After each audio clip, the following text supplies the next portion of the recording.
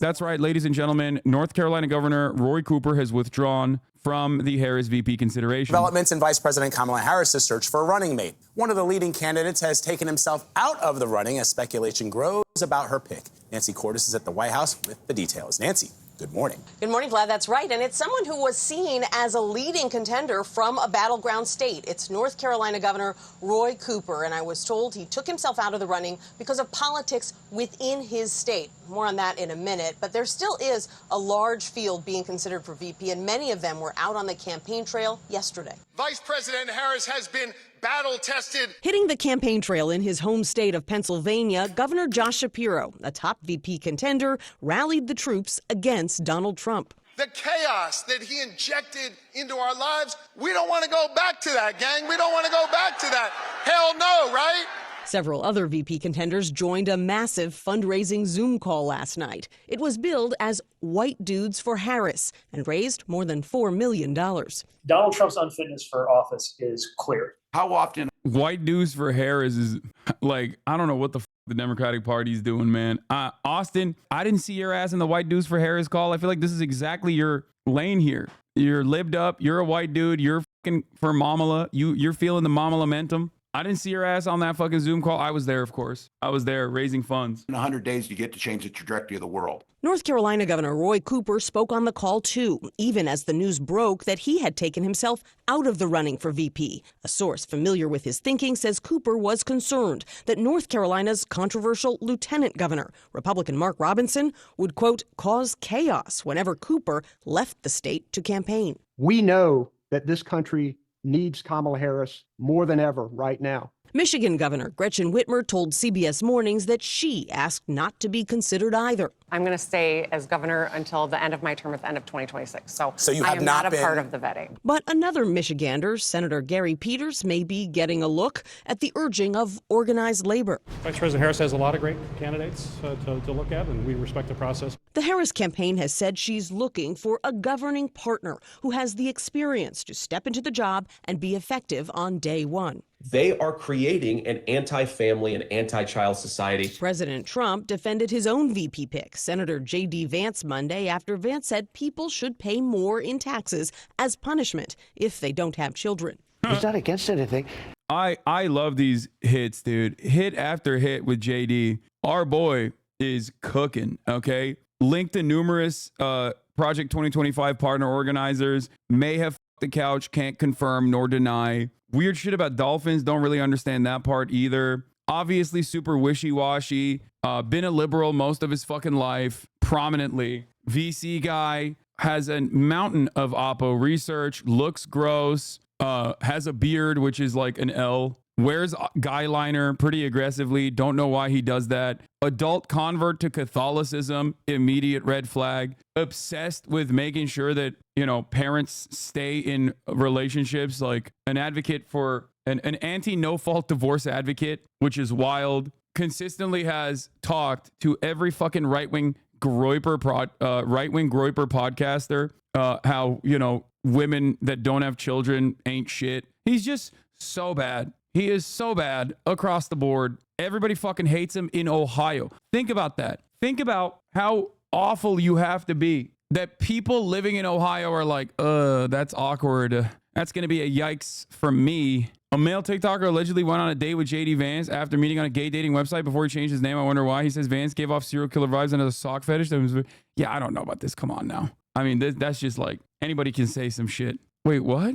Wait, oh my God, maybe he did actually go on a date with him. Ladies and gentlemen. What? Oh, that's so awesome. Oh my God, it's JD Vance, dude. First ever all gay ticket for the Republicans. They're pushing boundaries again. Remember, first ever Republican president was a bisexual man, Abraham Lincoln. I didn't know Ludwig and Slime met JD. Bro, what is he doing? I think it's more likely that Trump is ace. Yeah, Trump is ace, but like, I think he is like bisexual adjacent.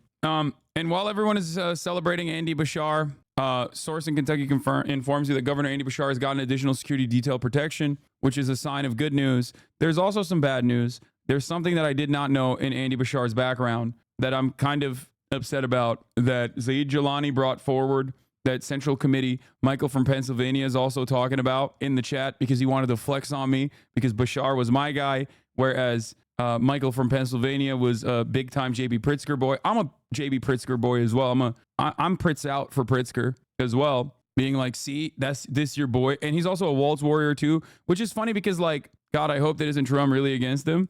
For the record, I also like Waltz as well. I like Waltz. I like Pritzker. These guys I would not upset about at all. I just think that my pick was Andy Bashar. I did not know this. It's from 2021. Maybe the calculation has changed a lot. Let's continue. But he loves family. And new this morning, the Harris campaign has launched their first media ad buy. Their first ad just about her. It's worth $50 million across battleground states, and it's being aired ahead of the Democratic National Convention. We also learned that Harris will have a special guest in Atlanta today. That's rapper Megan Thee Stallion, who announced that she'll join the vice president at her rally in the battleground state. That's pretty fire. I mean, not gonna lie, that's okay. Vice President Kamala Harris is expected to name VP pick by August 7th. So she's actually going to pop off before the convention. President Kamala Harris hits the campaign trail. It's probably a solid choice in my opinion to do it before the convention. That way, then you get one media hit there, then you get another media boost after the convention. I mean, Waltz has had some sussy shit on sticking the police on protesters as well, pro-Palestine protesters as well. That's just like, unfortunately, the Democratic Party. But let's see. As she closes in on her pick for a running mate. Chief White House correspondent Mary Bruce has a story. Good morning, Mary. Good morning, George. Well, with her campaign jolted into hyperspeed, Kamala Harris is now on a very tight timeline, giving herself just a week to announce her VP. And this morning, that list is narrowing. Overnight, one of the leading contenders to be Kamala Harris's running mate pulling his name from the shortlist. Governor Roy Cooper saying this just wasn't the right time for North Carolina and for me to potentially be on a national ticket. With the clock ticking, Harris expected to announce her number 2 by August 7th. Potentials like Pennsylvania Governor Josh Shapiro are out stumping for Harris and auditioning. Please not Bashar, Pete, Shapiro, or Kelly. Wait, what? Why not Bashar on there? You can't put Andy Bashar on the same wavelength as Pete Buttigieg, Josh Shapiro, or Mark Kelly. Andy Bashar has had significantly better policy positions than all of those other people in terms of like being in the diametrical opposite front, in terms of being pro-union, pro-labor, anti-charter school. These were the reasons why I was rooting for him, beyond the fact that he is a deep red state governor that is the most popular governor in the fucking nation, most popular Democratic governor in the fucking nation, who has a Republican supermajority in his state legislature, unlike Waltz, who has been carried by the Democratic Party apparatus in his own state. Waltz was the most normal on the uncommitted vote. Governor Waltz says Minnesota's 45,000. No, you're right about that. He did say that. He actually had a really good take on this specifically. He had the take. He had the best take. I showed this as well. Bashar? No, I just say that as a joke. But there is additional stuff on Bashir in terms of like his like weird ass Israel takes that I was not privy to all the way back from 2021. There's also the tax thing. The Democratic governor signs GOP-backed tax in Kentucky. But once again, this could be chalked up to right-wing legislature. Republican-backed tax cut bill saying he hopes it provides relief for Kentucky struggling with consumer prices amid stubbornly high inflation. Bashar's action on the measure, which lower the state's individual income tax rate, comes after the proposal drew Democratic opposition as it moved through the GOP-dominated legislature. But he has literally been a fucking veto Andy, so he could have easily vetoed this as well, even though he went along with it. This is one of the only policies where he has aligned himself with the Republican Party. He's pretty straightforward on fighting for both social issues on the progressive front and even economic policies on the progressive front as well. This was a massive L for me. This was my red line for me with respect to Josh Shapiro's positions, because the most you can expect from a middle of the road Dem, especially from a fucking red state, is that they will be at least somewhat more reasonable, like Waltz has been. What's the problem with Pete Buttigieg other than being another minority gay, being part of the current government? Liberals are so funny. Like, no, Pete Buttigieg being gay is not a problem. Okay, the fuck? Like, not even electorally. But it's pretty funny that like liberals only operate on these calculations. No, just because he's a good speaker doesn't mean he gets to be the fucking vice president. Okay, he is a McKinsey consultant. He speaks good, but that's it. What's more important, having good progressive values or delivering a key swing state? Having good progressive values. That's the easiest answer of all time. Having good progressive values and being known as a fighter that is uncompromising literally will deliver states for you. For the job. Vice President Harris has been battle tested. She's not only ready, She's damn ready. And you know who else knows she's ready? Donald Trump knows she's ready. And you know how I know this? Because he's afraid to debate her now. Donald Trump this morning still waffling on his agreement to debate in September, but insisting overnight that he's not afraid. If you're going to have a debate, you got to do it, I think, before the votes are cast. I think it's very important that you do that. So the answer is yes, but I can also make a case for not doing it. But privately, his running mate, JD Vance, admitting to donors over the weekend that running against Harris instead of President Biden is more challenging, according to audio. Pete worked for McKinsey for like a year post-graduation. Crazy how some folks are perpetually harping on this like it was a Mitt Romney being the CEO of Bain. Yeah, in his 1 year of working for McKinsey post-graduation, he still worked in a fucking company that was actively fixing bread prices in terms of his, analyst position in Canada. It's cool that he was able to really fucking make an impact that way. Oh my God. Video obtained by the Washington Post. All of us were hit with a little bit of a political sucker punch. The bad news is that Kamala Harris does not have the same baggage as Joe Biden because whatever we might say, Kamala Harris is a lot younger, and Kamala Harris is obviously not struggling in the same ways that Joe Biden did. Out on the trail, Harris summing up her opponents in just one word, calling them out as weird. And you may have noticed Donald Trump has been resorting to some wild. I refuse people in this community like Pete. It's not even sock times. We are straight up CNN libs. It's people that don't have any kind of like real world view that is like solidly grounded. I think it just comes from people reacting to the aesthetics. Pete is very good on camera and in a very nerdy way too, in a way that really like autistic politics enjoyers like ourselves in this community, they love that shit. It's just so funny to fucking be in the bag for a dude who was the mayor of South Bend, Indiana, who was elevated to transportation secretary because he is a Democratic Party operative through and through, a rugged neoliberal through and through, who has like no real positions or whatever, but he reads well on camera, so people love him. He's like, oh, he's such a handsome man. Everybody turns into like 65-year-old Deborah's watching CNN when it comes to aesthetics, okay? He's just good. He's good in interviews, and that's it. That's all these people care about. They're like, oh, but imagine if Pete Buttigieg was just like intelligently cook in the vice presidential debate and like destroy JD Vance. It's like, bitch, destroy JD Vance?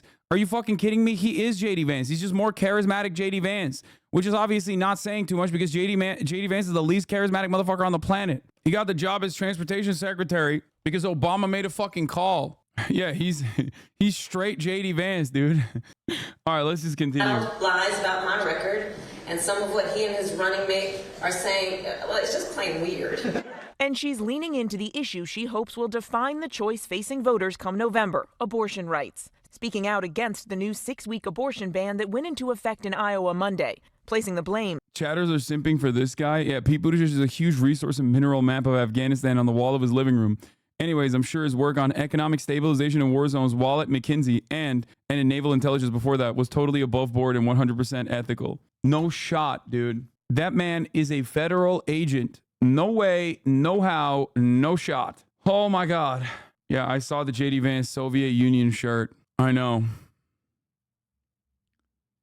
He's beyond evil, and some of you chatters will hopefully learn fast. No, they won't. I'm Team Pete now just because it pisses you off when people say they like Pete. Okay. You think Bashar having a red supermajority makes him a stronger candidate, but it does also not affect his approval rating that you see as an advantage? Yeah, having a fucking red supermajority while constantly fucking vetoing right-wing bills with the exception of the tax cut is literally what led me to like him originally. And it's also the same reason why Waltz is good too, even though obviously Waltz is in a different circumstance. He's not in a red supermajority state legislature, but he's also a guy who is a fighter, who stays on message and talks about policies. New Florida poll, UNF rating.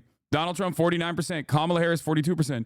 Rick Scott, 47%. Debbie McCarsell-Powell, 43%. Legalize recreational marijuana amendment. Yes, 64%. Limit government interference with abortion amendment. Yes, 69%. Florida is the most insane fucking state, dude. I don't want to even cover Florida. I feel like it's on a different planet, and Ohio is next on that front too. In 2020 elections, Florida minimum wage was more popular than Trump and Biden. Yeah, I know. And also, felon vote restoration was more popular than both. Do you understand? Florida is just insane. Please don't bring up Florida numbers on anything. It is not replicable in any other part of the country. but every single goddamn person in Florida is the most insane fucking person on the planet. Harris wipes out Trump's lead in battleground states in the Bloomberg poll that just came out. Michigan at 53% for Harris, 42 for Trump. Arizona at 49% for Harris, 47 for Trump. Nevada at 47% for Harris, 45 for Trump. I've never felt more vindication in my entire fucking life for actively telling you that this would happen.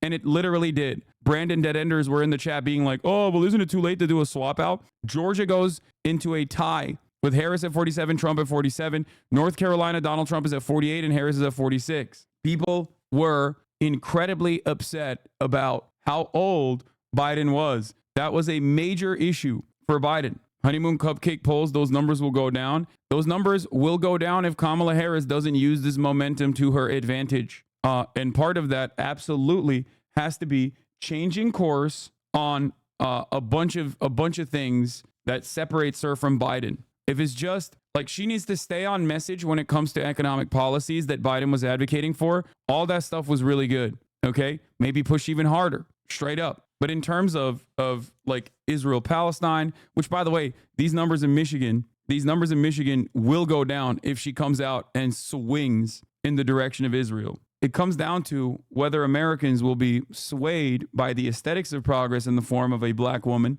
that is much younger than Joe Biden, or if they genuinely want change. The aesthetics does work. Marketing does work.